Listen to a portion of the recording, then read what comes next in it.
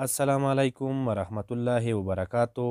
هیله لرم چې روغ او جوړ به یاست. ګرانو زده کوونکو، د لیک او لوست اسانه زده کړې په نوم کورس کې نن موږ درته د هی توري کې د حج موضوع راوړې ده. هیله لرم چې یاده موضوع به مو خوښه شي. هی حج حج زما پلار حاجي دی.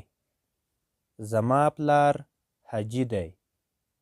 حج د اسلام پنځمه بنا ده. حج د اسلام پنځمه بنا ده. په مالداره خلکو حج فرضیږي. په مالداره خلکو حج فرضیږي. حجي به د حج لپاره کعبې ته سفر کوي. حجي به د حج لپاره کعبې ته سفر کوي. په حج کولو سره د انسان ګناهونه پاکیږي. په حج کولو سره د انسان ګناهونه پاکیږي. لغات معنا. لغات معنا: بنا رکن. بنا رکن فرض: هغه کار چې د الله تعالی لخوا یې د کولو امر شوی وي.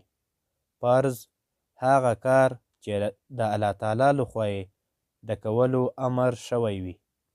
کعبه، قبله، بیت الله، مسجد الحرام. کعبه، قبله، بیت الله، مسجد الحرام. کورنۍ دنده. کورنۍ دنده. د هی توري لرونکي کلمې بیلې بیلې ولیکئ. د هی توري لرونکي کلمې بیلې بیلې ولیکئ. ګرانو زده کوونکو، تاسو ته ما 4 کلمې راوړې دي. لومړۍ کلمه به زه د تورو په شکل درته ولیکم، نورې 3 به بیا تاسو خپله ولیکئ. حاجي: هی الاف جوم یې.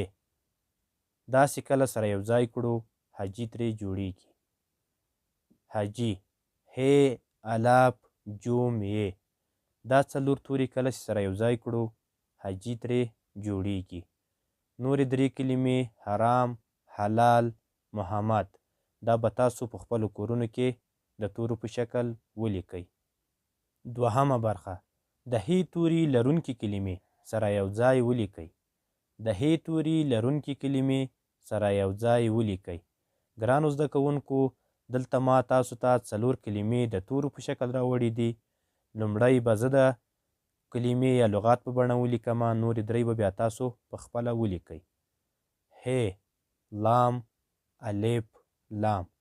دا 4 توري چې سره یو ځای کړو حلال ترې جوړیږي. هی، لام، الف، لام. دا 4 توري چې موږ سره یو ځای کړو حلال کلمه ترې جوړیږي. نورې 3 کلمې چې د تورو په شکل لیکل سوي دي تاسو به یې په خپلو کورونو کې د لغات یا کلمې په بڼه ولیکئ. ګرانو زده کوونکو، نن موږ درته د هی توري کې د حج موضوع راوړې وه. په لومړي مو هغه لغاتونه چې په دې متن کې سخت وو وژباړل، او همدارنګه موږ تاسو ته 4 کلمې راوړې وې چې لومړی ما درته د تورو په شکل ولیکله. نورې 3 مو تاسو ته کورنۍ دنده درکړه. ورپسې مو 4 کلمې د تورو په شکل راوړې وې. لومړی کلمه ما درته جوړه کړه او نورې 3 مو تاسو ته کورنۍ دنده درکړه. ګرانو زده کوونکو، د حج موضوع تاسو په خپلو کورونو کې 10 ځله تکرار کړئ تر څو په اسانۍ سره وکولی شئ لیک او لوست زده کړئ.